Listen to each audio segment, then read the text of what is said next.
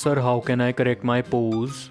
Which yoga mat should I buy so that I can transform my practice, become a yogi as soon as possible? Outside of these vanilla questions, there are some weird questions surrounding yoga. Let's tackle them.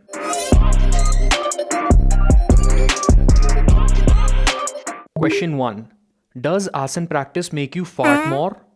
Yes, it does. If you have excess gas buildup in the system, then a well-curated asana practice will help you release it. Since an asana practice will put your body into shapes that help the gas travel down your digestive tract and reduce the tight pressurized feeling in your belly when you feel bloated. So should you stop practicing asana then, since it's releasing gas from the system, which is filling up your yoga studio, your home, and people around you want to disassociate with you? Hell no. The problem isn't asana practice, the problem is excess gas buildup. So instead we should solve for excess gas buildup that happens in the system when bacteria cannot break down certain food items and hence it ferments it, producing those wild, vicious gases.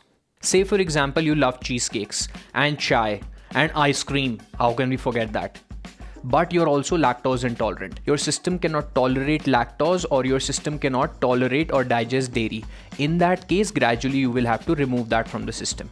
Now a few farts here and there won't kill you. It might kill people around you, but it won't kill you. Doctors say that most people pass gas around 5 to 15 times a day. Now I personally won't like to be at that upper end. I don't want to be a guy whose daily average is 15. So to reduce that, there are two ways. Number one is elimination diet. You eliminate the usual suspects, you notice your digestion. Whichever food items cause you bloating after eating them, start removing them from your diet and then notice your digestion. Let's assume that you feel bloated anytime you eat a lot of rajma or a lot of chole. Then from your diet, eliminate rajma and then notice your digestion for 1 week. If the problem gets resolved, then wonderful for you and the people around you. If the problem doesn't resolve, then the second way to resolve it is to consult a medical professional, understand which foods cause you intolerance, which foods cause you allergies. In the long term, it would suit you to remove all foods that cause you indigestion. Don't get comfortable with being bloated all the time. This indigestion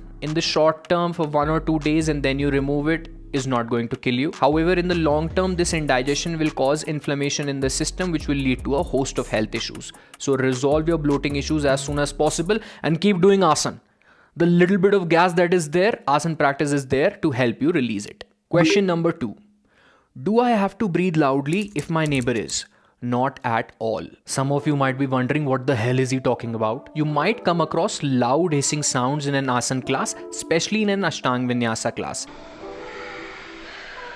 These hissing sounds are a result of Ujjayi pranayam or Ujjayi breathing, which most teachers recommend their students to do while practicing asana. In Ujjayi pranayam, you constrict your throat slightly and then breathe in and breathe out. This constriction of the throat causes friction, which produces heat in the body and also produces hissing sounds. It sounds something like this.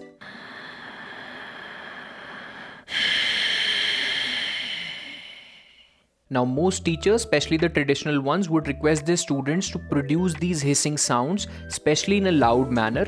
Number one, because that creates a little bit of heat in the body, and number two, this hissing sound can be a tool for the students to focus on. So why is this modern yoga teacher saying no to tradition? Why is he ruining it? I'm not ruining tradition. I'm trying to rather improve upon it by adopting to new information that is now available to me.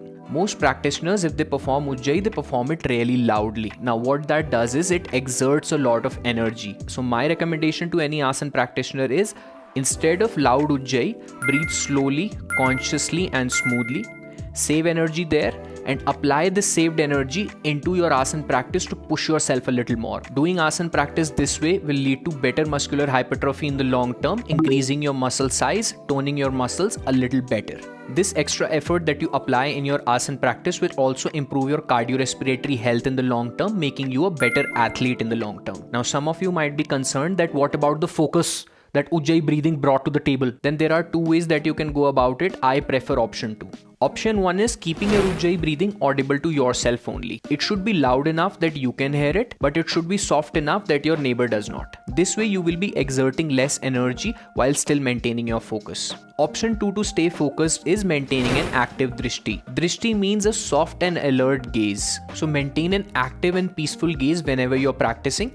Anytime you lose focus, you return back to the gaze. Now, at your end, try both options out. Whichever works for you in the long term, stick to that. Question 3 now.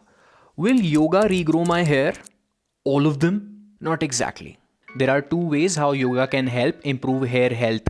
Notice the wording, improve hair health. It will, however, not turn Anupam Kher into Shah Rukh Khan.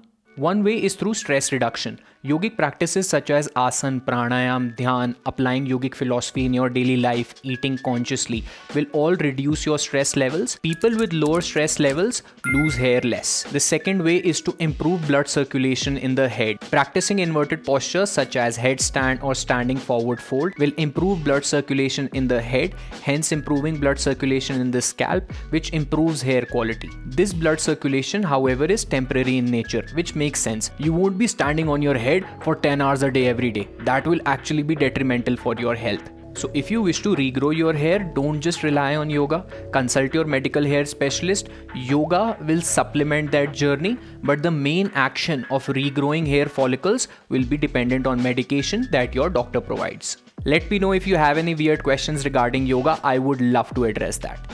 Alright, this is it for today. Like the video and subscribe to the channel for logical education in yoga. Until next time, namaste.